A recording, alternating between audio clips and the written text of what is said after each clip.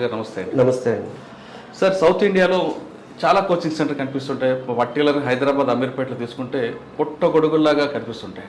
ఇన్ని సెంటర్లు ఉంటుండగా క్వాలిటీ థాట్కి 13 సంవత్సరాల నుంచి వేలాది మంది విద్యార్థులు పేరెంట్స్ ఎందుకు వస్తున్నారు? నెంబర్ 1. నెంబర్ 2, ప్రతి ఒక్క తండ్రి కూడా అనుకుంటారు తమ పిల్లల్ని సాఫ్ట్వేర్ రంగంలో తీసుకెళ్ళాలి, వాళ్ళు కూడా మంచి లైఫ్లో ఉండాలి అనుకుంటారు. కానీ అందరూ బీటెక్ చేసిన వాళ్ళు ఉంటారు, నాన్ బీటెక్ నాన్ ఐటీ వాళ్ళు కూడా ఉంటారు. వాళ్ళని మీరు ఏ విధంగా తీసుకెళ్తుంటారు? అంతేకాకుండా కేవలం వాళ్ళ ఉద్యోగాల్లోగానే చూస్తారా, లేదు ఐటీ రంగంలో వాళ్ళకి ఒక మంచి నిషాదం తీసుకొచ్చి ప్రతి విద్యార్థి తమ గ్రామంలో తను చదువుకున్న చదువుని తను నేర్చుకున్న విద్యని వాళ్ళకి కూడా మిగతా వాళ్ళకి నేర్పించడానికి అంటే ఒక ప్యాషన్గా తీసుకెళ్ళాలని చూస్తున్నారా, లేదు ఓన్లీ కమర్షియల్ మంగేలా చూస్తున్నారా? ఈ ప్రశ్నకు సమాధానం చెప్పే ముందు రమణ భూపతి గారు బీటెక్ చేసి లక్షలాది రూపాయల జీతాలు తీసుకున్న వ్యక్తి ఈ ఇన్స్టిట్యూట్ పెట్టి ఇంతమంది విద్యార్థులను తీసుకువెళ్ళాలనే ఆలోచన ఎందుకు వచ్చిందండి? దాంతోపాటు మీ కుటుంబ నేపథ్యం. థ్యాంక్స్ ఫర్ దిస్ ఆపర్చునిటీ అండి. సో ఐ డ్రీమ్ ద్వారా కెరీర్ గైడెన్స్ అంటే చాలామందికి యువతకి కానీ వాళ్ళ పేరెంట్స్కి కానీ సాఫ్ట్వేర్ రంగం గురించి, సాఫ్ట్వేర్ రంగంలో ఎలాంటి అవకాశాలు ఉంటాయి, సాఫ్ట్వేర్ రంగం ఫ్యూచర్ ఎలా ఉంటుంది, సో ఎలా సాఫ్ట్వేర్ రంగంలోకి డిఫరెంట్ బ్యాక్గ్రౌండ్ ఉన్న పీపుల్ రావచ్చు అనే విషయాల గురించి ఈ అవకాశం ఐ డ్రీమ్ ద్వారా వచ్చినందుకు చాలా సంతోషం అండి. Thank you. అయితే అసలు ఫస్ట్ ఆఫ్ ఆల్ ఒకసారి మన ఇంటర్వ్యూలోకి డీటెయిల్గా వెళ్ళే ముందు నా గురించి, సో నా పేరు రమణ భూపతి అండి. నేను ఈ క్వాలిటీ థాట్ టెక్నాలజీస్ అలాగే రమణ సాఫ్ట్ ఈ రెండు, ఒకటి ట్రైనింగ్స్ ఇన్స్టిట్యూట్, ఒకటి we have our IT company. So దీనికి నేను ప్రజెంట్ ఎండీగా ఉన్నాను నేను. సో 13 సంవత్సరాలు అయిందండి మేము క్వాలిటీ థాట్ స్టార్ట్ చేసి. అంటే దీనికన్నా ముందు మీ కుటుంబ నేపథ్యం, మీ గ్రామీణ ప్రాంతం నుంచి వచ్చిన మీరు ఈ స్థాయికి రావడానికి 1 రోజు 2 రోజులు పడే కష్టం కాదు. మీరు పడ్డ కష్టాలు ఏ విధంగా ఈ స్థాయికి తీసుకొచ్చారు? సో నేను బేసికల్గా మా ఊరు అవనగడ్డ అండి, కృష్ణా డిస్ట్రిక్ట్, ఆంధ్రప్రదేశ్లో విజయవాడ దగ్గరలో ఉంటుంది. సో నేను బీటెక్ చదివాను నేను. సో ఎందుకంటే బీటెక్ రాకముందు నేను గురుకుల విద్యాలయంలో నా 10th క్లాస్ వరకు చదివాను నేను. డిసిప్లిన్ మీకు తీసుకొచ్చింది. సో గురుకుల విద్యాలయం అనేది నా మీద చాలా ప్రభావం ఉంది. అక్కడ మాకు ఎలా నేర్పించారు, ఒక విషయాన్ని ఎలా నేర్చుకుంటే అది అర్థమవుతుంది, ప్రాక్టికల్ నాలెడ్జ్ ఎలా వస్తుంది అనేది లైఫ్ గురించి గురుకుల విద్యాలయంలో నేను 10th క్లాస్ వరకు చదివాను. తర్వాత ఇంటర్మీడియట్ విజయవాడలో చేశాను. అలాగే నేను ఇంజనీరింగ్ తాడేపల్లిగూడెం వాసవి ఇంజనీరింగ్ కాలేజ్లో బీటెక్ కంప్లీట్ చేశాను. సత్యం కంప్యూటర్స్లో నాకు క్యాంపస్ సెలక్షన్ వచ్చింది. సో సత్యంలో వర్క్ చేశాను. నాకు సివిల్ సర్వీసెస్ అంటే చాలా ఆస్పిరేషన్. సో సివిల్స్ ట్రై చేశాను, బట్ అందులో నేను సక్సెస్ కాలేదు. అక్కడ నుంచి నా సెకండ్ స్ట్రెంగ్త్ టీచింగ్ ఎందుకు వచ్చానంటే, సో మా ఫాదర్ ఫార్మర్ యాక్చువల్గా. సో బీటెక్ చదివేటప్పుడు ఫైనాన్షియల్ నీడ్స్ కోసం నేను కాలేజ్ అయిపోయిన తర్వాత వేరియస్ స్కూల్స్లో కాలేజెస్లో నేను డిఫరెంట్ సబ్జెక్ట్స్ టీచ్ చేసేవాడిని పార్ట్ టైం కింద. అలా టీచ్ చేసినప్పుడు ఒక స్టూడెంట్ ఫ్యూచర్ ఎలా ఉండాలి, ఒక టీచర్ ఎలా ఆలోచించాలి, మా గురుకుల విద్యాలయంలో ఏం నేర్పించారు, సో వాళ్ళ ఆశలు ఎలా ఉంటాయి, వాళ్ళు ముందుకు ఎలా వెళ్ళాలి అంటే నేను కూడా ఒక స్టూడెంట్ అప్పుడు బీటెక్ చదువుకుంటూ ఉండేవాడిని. ఇలా వీళ్ళ యాంగిల్లో చూసినప్పుడు వాళ్ళల్లో కాన్ఫిడెన్స్ బిల్డ్ చేయాలి, వాళ్ళల్లో కమ్యూనికేషన్ బిల్డ్ చేయాలి, వాళ్ళని ఇంకా బెస్ట్ థింగ్స్ అంటే మనం ప్రతి ఒక్క స్టూడెంట్ కూడా మనం వెళ్ళి నెక్స్ట్ ఏం చేయాలనే సలహా మన టీచర్లను లేకపోతే మన చుట్టుపక్కల ఉన్న వాళ్ళు అడుగుతూ ఉంటాం మనం. అలా వాళ్ళు నన్ను మీట్ అయ్యి వాళ్ళకి ఏదైనా ది వరల్డ్ బెస్ట్ కెరియర్ని ఇవ్వాలి అనే ఆలోచన నాకు అప్పటి నుంచే ఉండేవి. అలా నా జర్నీ జరిగిందండి. సో నేను బేసికల్గా సాఫ్ట్వేర్ ఇంజనీర్గా కెరియర్ స్టార్ట్ చేశాను. బట్ నాకంతా సివిల్స్ వైపు వెళ్ళాలి లేకపోతే టీచింగ్లో వైపు వెళ్ళాలి అనేది నా బేసిక్ ప్యాషన్. బికాజ్ నేను స్కూల్స్లో క్లాసెస్ చెప్పేవాడిని కాబట్టి స్టూడెంట్స్ని చాలా దగ్గరగా గమనించే అవకాశం నాకు అప్పుడు వచ్చింది. ఒక టీచర్కి విద్యార్థి మధ్య బంధాన్ని మీరు గుర్తించారు. అంటే విద్యార్థులను కేవలం చదువు చెప్పడమే కాకుండా వాళ్ళ లైఫ్ని ఎలాగా ఉండాలని గురుకులంలో నేర్చుకున్నారు కాబట్టి ఆ విధంగా మోటివేట్ చేయడం, ఆ మౌల్డ్ చేయడంలో తీసుకొచ్చారు. మీరు ఆల్రెడీ సాఫ్ట్వేర్ ఎంప్లాయీలో ఉండి లక్షల రూపాయలు జీతం తీసుకున్న తర్వాత ఇంకా చాలామంది ఫారినర్ వెళ్ళి సంపాదిద్దాం అనే ఆలోచన ఉంటారు. కానీ మీరు ఇక్కడే ఉండి ఈ కెరీర్ సెంటర్ పెట్టాలని ఎందుకు అనుకుంటారు? నా ఆశయం ఎడ్యుకేషన్ ఫీల్డ్ అండి. నా ప్యాషన్, నా స్ట్రెంగ్త్ టీచింగ్, ఎడ్యుకేషన్ ఫీల్డ్ అన్న విషయం నాకు ముందు నుంచి క్లారిటీ ఉంది నాకు.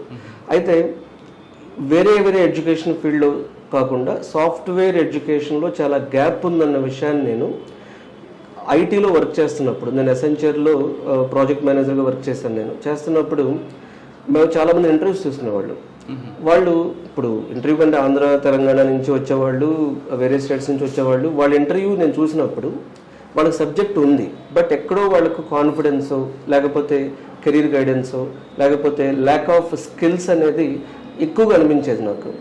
సో వాళ్ళని అట్లా ఇంటర్వ్యూ ప్యానెల్లో ఉండి, అంటే నేను రెండు వైపులు చూశాను. నేను ఒక స్టూడెంట్ వైపు చూశాను నేను, రెండోది ఐటీ కంపెనీలో ఉంటూ కార్పొరేట్ అసలు ఏం ఎక్స్పెక్ట్ చేస్తుంది, వీడికి ఒక 50,000 1,00,000 శాలరీ రావాలంటే అసలు ఇండస్ట్రీ ఎక్స్పెక్టేషన్ ఏంటి, ఇండస్ట్రీలో గ్యాప్ ఏంటి. ఇప్పుడు ఒక ఐటీ కంపెనీకి ఇవాళ కూడా లక్షల్లో ఎంప్లాయీస్ కావాల్సి అవసరం అవుతారండి.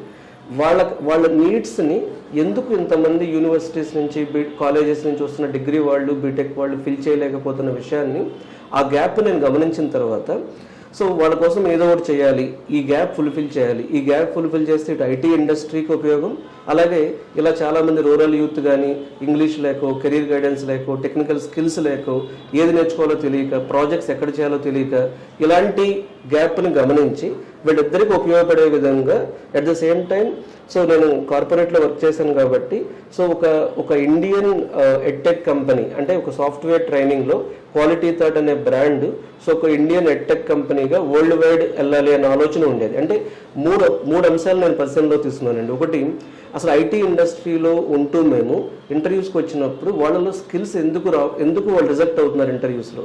రెండు, స్టూడెంట్కి బెస్ట్ కెరియర్ ఎలా ఇవ్వాలి. మూడు, ఒక టాప్ ఐటీ ట్రైనింగ్ ఏరియాలో ఒక world best edtech company build చేయాలి. ఈ మూడు విషయాలను నేను జాగ్రత్తగా గమనించిన తర్వాత సో క్వాలిటీ థాట్ అనే ప్రస్తావన 2010లో స్టార్ట్ చేసాం. అప్పుడు మేము ఇద్దరితో స్టార్ట్ చేసామండి. ఇప్పుడు ఎవ్రీ ఇయర్ మా ఇంటేక్ 20,000 మంది స్టూడెంట్స్ ఉన్నారు. So we are in Chennai, we are in Hyderabad, we are in Vijayawada, we are expanding our centres. Nearly 50 crores ఇన్వెస్ట్మెంట్తో మేము పూణే అండ్ నోయిడాలో కూడా స్టార్ట్ చేస్తున్నాం. And we have students from world wide all the countries, అంటే ఆన్లైన్ ట్రైనింగ్ ద్వారా సో సింగపూర్ నుంచి, యూఎస్, కెనడా, ఆస్ట్రేలియా, యూకే నుంచి కూడా జాయిన్ అవుతూ ఉంటారు. సో ఈ 13 years మేము ఇచ్చిన క్వాలిటీ సర్వీసెస్ మేము వాళ్ళని మిగతా ఇన్స్టిట్యూట్స్తో పోల్చుకుంటే నెక్స్ట్ లెవెల్కి వెళ్ళటానికి ఎలాంటి ఇంటర్న్షిప్ ప్రోగ్రామ్స్ ఇచ్చాము, ఎలాంటి ప్లేస్మెంట్ సర్వీసెస్ ఇచ్చాము, వాళ్ళకి ట్రైనింగ్లో ఏ సబ్జెక్ట్ నేర్చుకుంటే బాగుంటుందనే గైడెన్స్ ఇవ్వగలిగాము, వాళ్ళ కాన్ఫిడెన్స్ని వాళ్ళ మోటివేషన్ లెవెల్స్ని నెక్స్ట్ లెవెల్కి ఎలా తీసుకువెళ్ళగలిగామనే దాన్ని బట్టి ఈ సక్సెస్ అనేది పాసిబుల్ అయింది. సార్ 13 సంవత్సరాల క్రితం ప్రారంభమైన ఇన్స్టిట్యూట్ వాళ్ళు వేలాది మందికి వచ్చింది. మీరు చెప్తున్నారు 3 రకాల వాళ్ళని టార్గెట్ చేసుకుంటూ మీరు ముందుకు వెళ్తున్నారు. అసలు అవి ఏమి లేకుండా బ్యాక్ డోర్లో వెళ్తామని చాలామంది విద్యార్థులు భావిస్తుంటారు. వాళ్ళకి అటువంటి ఆలోచనల వరకు మీరు ఇచ్చే మెసేజ్. చాలామంది స్టూడెంట్స్ ఎస్పెషల్లీ లాస్ట్ 2 yearsలో ఈ ట్రెండ్ చాలా పెరిగిందండి. అంటే బ్యాక్ డోర్స్ అని, ప్రాక్సీ ఇంటర్వ్యూస్ అని ఇలాంటివి చాలామంది చేస్తూ ఉంటారు. అయితే స్టూడెంట్ మీ దగ్గరకు వచ్చి ట్రైనింగ్ తీసుకోవడం అది బెస్ట్ కదా అంటున్నారు వాళ్ళు. కరెక్టేనండి. ఈ పాయింట్ చాలామంది ఇప్పుడు మా దగ్గరకు వచ్చి కౌన్సిలింగ్ రూమ్లో కూడా చెప్పిన విషయాలు ఉన్నాయి. నేనేం చెప్తానంటేనండి, ఇది ఫండమెంటల్. ఎప్పుడైతే షార్ట్ కట్ ద్వారా జాబ్ రావాలి, షార్ట్ కట్ ద్వారా సక్సెస్ రావాలి, షార్ట్ కట్ ద్వారా అచీవ్మెంట్ రావాలి, షార్ట్ కట్ ద్వారా నేమ్ రావాలి, షార్ట్ కట్ ద్వారా ఏదైనా సాధించాలనుకుంటారో ఫస్ట్ వాళ్ళలో హార్డ్ వర్క్ చేసే తత్వం పోతుంది. సో అంటే ఎప్పుడైతే హార్డ్ వర్క్ చేసే తత్వం పోతుందో ఒకసారి జాబ్ తెచ్చుకున్నా సరే అది నిలబడదండి. ఐటీ జాబ్ అనేది సో ఒక స్కిల్ బేస్డ్ జాబ్ ఇది. అంటే మీరు అక్కడికి వెళ్ళి లాజికల్గా థింక్ చేయాలి, క్లయింట్తో కమ్యూనికేట్ చేయాలి. ఎక్కువ క్లయింట్స్ Fortune 500 కంపెనీస్ ఉంటాయి. సో ఇలాంటి వాళ్ళకి నేను ఇలాంటి షార్ట్ కట్లు వెతకకుండా వాళ్ళకి మేము చేసింది ఏంటంటే సో JOIP ప్రోగ్రామ్ అని డిఫైన్ చేసాం వాళ్ళకు. అందులో ఏముంటుందంటే జాబ్ ఓరియంటెడ్ ఇంటెన్సివ్ ప్రోగ్రామ్. ఈ ప్రోగ్రామ్ ద్వారా లాస్ట్ 2 yearsలో వేలాది మంది మా ద్వారా జాబ్ తెచ్చుకున్నారండి. ఈ ప్రోగ్రామ్ డీటెయిల్డ్గా చెప్తాను. ఈ ప్రోగ్రామే దానికి ఆన్సర్. వీళ్ళ ఆలోచనలని ఇలా కాకుండా మార్చాలన్న ఉద్దేశంతోనే ఈ ప్రోగ్రామ్ స్టార్ట్ చేసాం. ఈ ప్రోగ్రామ్ని ఏం చేస్తామంటే స్టూడెంట్కి ఏం చెప్తామంటే నీకు జాబ్ తెచ్చుకోవడం మాత్రమే ముఖ్యం కాదు, జాబ్తో పాటు జాబ్ వచ్చిన తర్వాత నీ కెరీర్ గ్రోత్ ముఖ్యం, జాబ్ని సస్టైన్ చేసుకోవటం ముఖ్యం. సో నువ్వు ఎలాంటి ఛాలెంజింగ్ ప్రాజెక్ట్లోకి వెళ్తావో ఎవరు ఊహించలేము. అంటే ఒక్కో కంపెనీకి ఒక్కో రిక్వైర్మెంట్ ఉంటుంది. సో ఒక్కో కంపెనీ సో నువ్వు యూఎస్ క్లయింట్తో వర్క్ చేస్తావు. ఆ క్లయింట్తో వర్క్ చేసినప్పుడు అది బ్యాంకింగ్ ప్రాజెక్ట్ అవుతుంది. బ్యాంకింగ్ ప్రాజెక్ట్లో నీకు ఎక్కువ డేటాబేస్ సైడ్ నాలెడ్జ్ అవసరం అవుతుంది. ఇంకో కంపెనీ నీకు APIs నాలెడ్జ్ అవసరం అవుతుంది. ఇంకో కంపెనీలో ఇంకో స్కిల్ అడుగుతారు. సో వీళ్ళకి జాబ్ తెచ్చుకోవడంతో పాటు జాబ్ తెచ్చుకోవడం మాత్రమే ఇంపార్టెంట్ కాదండి. ఐటీలో జాబ్ తెచ్చుకున్న జాబ్ని స్కేల్ చేసుకోవడం ఇంపార్టెంట్. అంటే ఇంకా నెక్స్ట్ లెవెల్కి వెళ్ళటం, ఇంకా US ఆపర్చునిటీస్ తెచ్చుకోవటం ఇలాంటివి ఇంపార్టెంట్. సో ఈ JOIP ప్రోగ్రామ్ ఫస్ట్ స్టెప్ ఎలా స్టార్ట్ అవుతుందంటే వాళ్ళు ఫస్ట్ కెరీర్ గైడెన్స్ ఇస్తాం. అంటే వాళ్ళు ఎలా ఉన్నారు, లాజికల్ థింకింగ్ ఎలా ఉంది, పేషెన్స్ ఎలా ఉంది, వాళ్ళ స్ట్రెంగ్త్ ఏంటి, వీక్నెస్ ఏంటి, వాళ్ళు కెరీర్లో గ్యాప్ వచ్చిందా లేకపోతే ఫ్రెషరా, సో వాళ్ళకి ఏది ఇష్టం ఐటీలో, ఇలాంటివన్నీ పూర్తిగా అనలైజ్ చేస్తాం మా టీం. సో మాకు 300+ ఫ్యాకల్టీ ఉంటారు, వీళ్ళు అనాలిసిస్ చేస్తారు. సో ఇది ఫస్ట్ స్టెప్. ప్రతి ఒక్క కేస్ స్టడీని అనాలిసిస్ చేస్తారు, ప్రతి స్టూడెంట్ అనాలిసిస్ చేస్తామండి. 1-on-1 మీటింగ్ పెట్టి వాళ్ళతో ఇంటర్వ్యూ చేసి తర్వాతే మేము వాళ్ళతో ఫీ పే చేయించుకుంటాం. సో మా ఇన్స్టిట్యూట్ లో జాయిన్ అవ్వాలంటే లేదు, అంటే ఫస్ట్ కౌన్సిలింగ్ చేసిన తర్వాత డెమోకి అటెండ్ చేపిస్తాం. డెమో అయిన తర్వాత మేము పిలుస్తాం వాడిని, పిలిచి 1-on-1 ఇంటర్వ్యూ పెట్టి సో నువ్వు ఇది డల్గా ఉన్నావు, ఇది ఇంప్రూవ్ చేసుకోవాలి, నీకు ఈ కెరీర్ గైడెన్స్ కావాలి అనేది పూర్తిగా, అంటే మా దగ్గర అడ్మిషన్ తీసుకోవాలన్నా సరే వాళ్ళు ఫస్ట్ మా ఇంటర్వ్యూ ఫేస్ చేయాలి. సో వాళ్ళు జస్ట్ డబ్బులు కట్టేస్తానంటే అడ్మిషన్ ఇవ్వను నేను. సో వాళ్ళు ఇంటర్వ్యూ ఫేస్ చేయాలి. ఇంటర్వ్యూ అంటే it is not for elimination అండి. వాళ్ళు మేము ఏం చేస్తామంటే వాడు కొన్ని వీక్ పాయింట్స్ ఏంటో ఐడెంటిఫై చేస్తాను.